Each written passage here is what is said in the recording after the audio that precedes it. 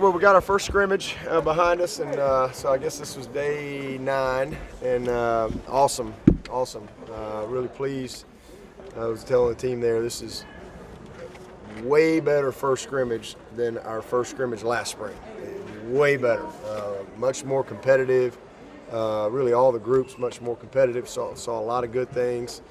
Still got a lot we got to improve, and penalties and just some miscues, but I thought they competed. I thought it was very competitive as far as wins and losses versus with the good on good all the way through, and got a lot of different. Yeah, man, you too. Got a lot of different situational work, but really just spot the ball and play, and made sure we got all the field positions and got a little short yardage and goal line at the end. But Potter's been amazing. I think he's now about 34 out of 35 in spring practice. He'd win the Groza with that. It's amazing what type of 9 days he's had, and so did some kickoff, did some punt, got plenty of field goal, working on our snappers. Jack Maddox is doing a nice job and trying to develop the next guy behind him.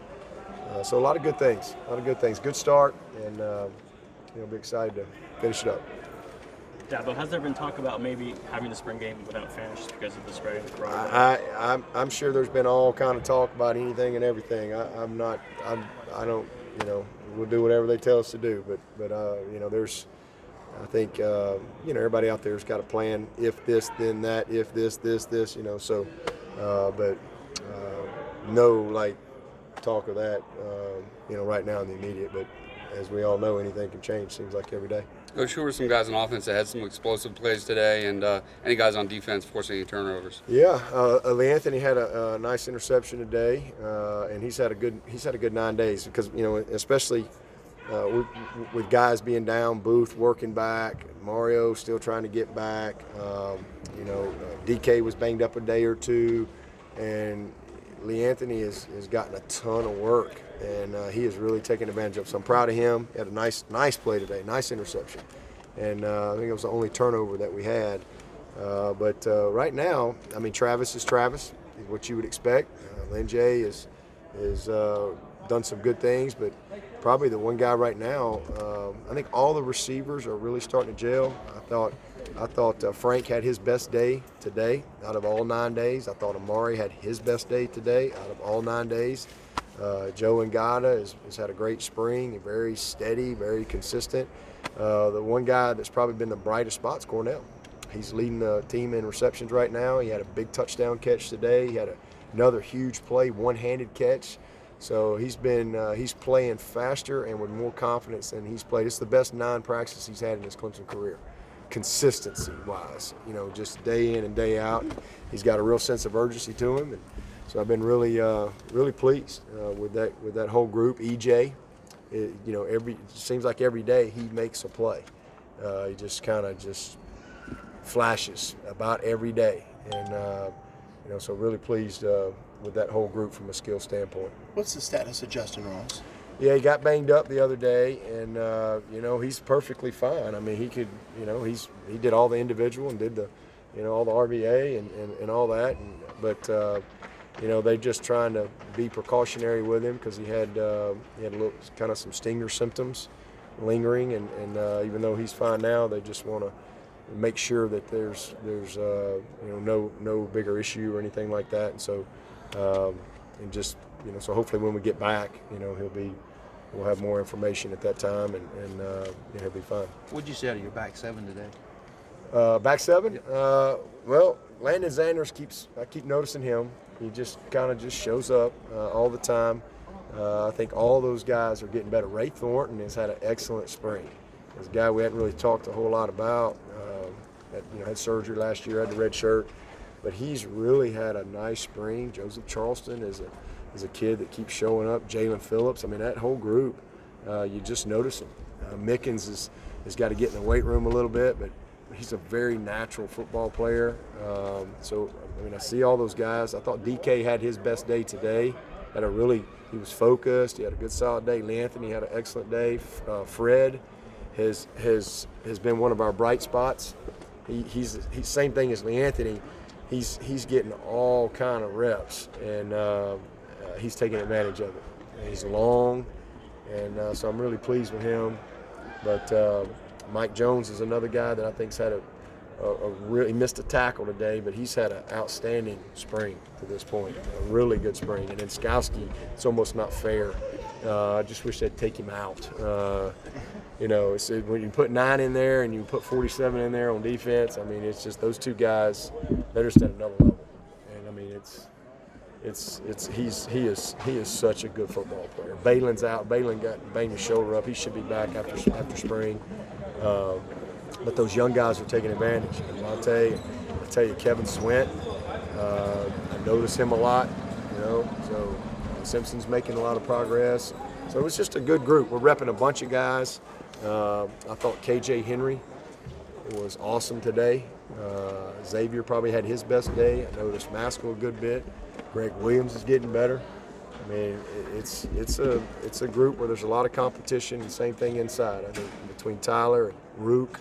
Rook's made a lot of progress. Darnell's made a lot of progress, and you know, Brzee is coming. I mean, he's coming. Notice him a bunch every time he's in there. So we got a lot of guys getting a bunch of reps. Miles Murphy's another one that you just notice. So that's a lot of guys, but that's a good thing when you got a lot of guys that pop in your head. It's good.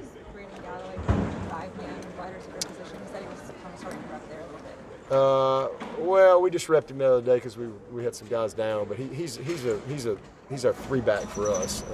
But you know, same thing whether you call him where he's at a 5 or a 3, it's the same thing. You know, just he's a slot, and he can run. He brings size. He's a matchup problem, and you know, he's playing with some toughness, but he can run with the ball after the catch. But it's really more what he brings to our tight end position, and that is some big play ability. You mentioned Greg Williams. Can you expand a little bit on his little journey and how he got here with an injury that he had to go through? Yeah, well, he's just a guy we found in camp. He was a linebacker, you know, skinny, underdeveloped, but just like long arms. I mean, in fact, we had him stand next to Trey Lamar, I think, and I mean, he's Scott and, you know, over Trey. So just big, and just felt like he could be a guy that could really develop, and liked his skill set, his athleticism, his ability to move, and so, you know, just a guy we believed in, and he's coming here and put the work in. I mean, you know, y'all seen him. I mean, physically, it's amazing the transformation that's happened for him, and you know, since he got here, and then we moved him to end. That's more of a natural position for him where he is right now, and he's just starting to flash. He's starting to, you know, play with a high motor because he's getting more confident. I think he's got a bright future. I really do. He'll just stay the course. He's a long way from being a polished guy, but he's learning every day, and he's got the right work ethic and want to, and he's got a skill set that's very, very good fit for that spot. Is Justyn serious enough to think he'll miss the rest of the spring, or is that still to be I determined? have no idea. Yeah, that's all. I mean, that just depends. I have no idea. I mean, he looks great to me. Considering spring break, do you caution the guys about travel? Yeah, I mean, Considering everything that's going on? regardless of all that, I mean, you know, that's something we do every year is talk to our guys about, you know, being careful and being cautious and making good decisions. And, you know, there's consequences for your decisions, good and bad. And, you know, you represent Clemson in everything you do. So we always talk about that and try to, you know, really remind these guys of the privilege that we all have, and it's not just the players, the managers, trainers, video people, it's coaches, it's everybody, and so, you know, and then just, you know, really encourage them to enjoy their time. These guys have been grinding, man. They went all the way till January 14th, and right back into school, and we started spring ball February 26th.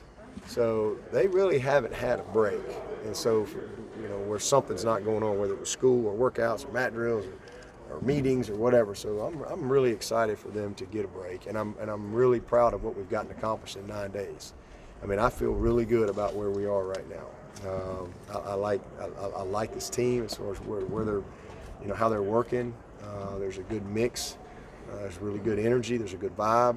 Our coaches are doing a great job, and you know, we've just got a lot of talented guys that I know they're just going to get better. because I see the right work ethic, and with that is going to come improvement. They're being coachable as we correct. We've kind of had to slow some installation down, especially offensively with that that whole second group is freshmen. They're all freshmen, offensive line wise. So we got a lot of work to do, but they're getting better, and so I'm pleased. But as far as coming back, it'll be exciting because when we do get back and we got a good foundation in place, we can have a little bit more scrimmage work, and hopefully some of these guys will make some good strides between now and practice 15. With both Travis and Lynn J coming back and a couple talented freshman running backs coming in the summer, have you seen kind of a sense of urgency with Malusi and Dukes trying to compete for as many carries as they can get? Oh, yeah. And Rencher. Rencher's just steady Eddie, man. You just count on him. But definitely, Ches and Mikey. Mikey's a guy that I think Ches was a guy that I kind of noticed early in fall camp and kind of knew, hey, he's got some maturity to him. Mikey needed to mature. I just think he was just kind of happy to be there. But I think he's really ramped it up and is competing, very well. So all those guys, obviously got a couple good ones coming in this summer. It'll be a very competitive room for sure. How would you told your guys to make smart choices as far as just obvious spring break stuff, but you haven't told them like where to cut back on travel or anything, any travel restrictions? I don't think any of them are going to China or Italy or any of those places, but I mean, listen, they're going to go where they're going to go, and we just try to caution them to be smart, wash your hands and stay away from sick people, and the obvious things that we should use common sense in doing. And but I mean, they're going to go home or go to the beach or whatever. So I'm happy they're doing that. A lot of guys are saying they're making a transition into a leadership role, like KJ and Trevor as well. How do you help them along with that this year? Well, that's something we do every day. I mean, developing leadership and chemistry is a daily commitment. I mean, it just never stops, ever. And so it's our team meetings. It's how we message everything. It's individual meetings and talking to them and just casual chit chat. I mean, it's everything. And then it's just how we do our accountability teams. And these guys, I mean, he's one right there that I think is a very natural leader. But when KJ first came in here, he wasn't quite mature enough for the guys to take him serious. And now he's put the work in, and he's got a chance to really be an excellent leader for us. And we got a bunch of those guys that I think are assuming those type of roles. Who's your sixth quarterback play today? All three of you guys. I thought all three did excellent. I mean, Trevor missed one throw that he wanted to have back. Wide open, had a touchdown, and just missed him. But he made some great plays. I mean, Trevor's word right now is precision. That's kind of his challenge to himself, is trying to just have precision in everything he does and just really being fanatical about that. I mean, obviously he's just at another level from the other two when it comes to his foundation of football, what he's been exposed to, his experience and so forth. And so he's really, really challenged himself, and I'm proud of him. He's a great leader. He's unbelievably competitive. I mean, he wants to win every drill. He wants to score every time he gets it. And I thought he did a nice job today. He overcame a couple of third downs and longs. We had a fourth and I think 4 that led to a score that he went and got. He ran the ball well today. So he's doing an awesome job. Super proud of him. And the other two they both made some plays. They both are doing a heck of a job. Tyson had a big 3rd and long throw to Max May, and then DJ came back and had a couple huge plays himself. And, had a nice scramble run. Tyson had a nice scramble run for first. So, they both did some good things, and we're mixing them up with groups and continuing to let them compete. But we got some good guys right there for sure. What about Will Spires, at quarterback? Well, we don't rep him in practice, but he gives us a good arm. He can throw the ball, and he's taking a lot of pride. So he's our 4th Skelly quarterback, and he gives us all of our individual and RVA and all that stuff. And I don't put him out there with live bullets. But I think he's got somewhat of an understanding of our protections. But But he's doing a good job. He's doing a really good job. I'm sorry. Just for clarity, Justyn, is his neck, you said, a stinger? He just had, so it was a stinger, and he just kind of wasn't really much at all, but he just kind of had a little lingering stinger, and then he was fine, But anytime you have that, it's something that where it lingers just a little bit, you want to be very precautious, and so that's what our doctors are doing, and just held him out. If you've been out here today, he's running full speed, and he looks great, but they're just holding him out of contact and make sure that there's no other issues. How did y'all evaluate his season last year? I know he came off that playoff, and everybody's talking about he's going to set the world on fire. Good year, wasn't probably the year everybody was expected. He had better stats last year than he had the year before, so he had a pretty good year. I think he had more catches. I'll go back and verify that, but you guys got anything off your head? I think he had more catches. His yards were a little lower. Yards were a little lower, he had but 1,000 as a freshman. had more catches, and just had maybe more big plays. But that's, sometimes people play you differently, and we had a bunch of games where we didn't play. Just think if he'd have played 4 quarters every game. Just go and look at all the games that he didn't play hardly third or fourth quarter. So he did most of that in 2 quarters of play for the majority of the season. What did we win? 12 games by a bunch of points. He had a heck of a year, especially for all the limited play that he had. Back to Cornell Powell, you mentioned that he's doing really well this spring so far. Saw him do really well in the last spring game last year. What does he need to do to transition that into Saturdays? Consistency. That's always been his problem. This day in, day out. Don't get out competed. That's really it. I don't know how else to say it. He's been out competed. He's always been talented. But when you're going against the best of the best, you have to bring it every single day. And he's had some moments, but he just playing with a high level of intensity and a high motor every day and making every play a game rep. That's how you take it to the next step. And he's kind of always been a guy that's been inconsistent with that. Very talented, but inconsistent with that motor. And some days great, and some plays great, and then kind of take some off, and just sometimes you don't even know he's doing it. So, but he's got a real sense of urgency. He's got a great opportunity. He's competing his tail off, and he has really had a great 9 days. I'm not exaggerating that. He's been really, really good. I'm really proud of him. It ain't ever too late to get it right, and I'm gonna tell you what, he's busted his butt. Proud of him. You had a reunion with your former players over the weekend. How much fun was that? One of the best days of my life. I was overwhelmed. It was emotional, to be honest with you. I was overwhelmed. All the guys that came, and some came in a little Friday, and some trickled in Saturday morning, watched some practice.